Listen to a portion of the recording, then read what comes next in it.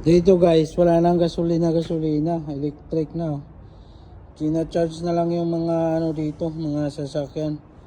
Yung mga full electric, gaya nito, full electric. Kina-charge na lang dito. Ayan o, papakita ko sa inyo. Ayan o. Kina-charge na lang namin dito. Ayan o. Ayan. Pag napuno yan, ibig sabihin, okay na. Ayan yung ano nyo. Wala na ano-ano yan.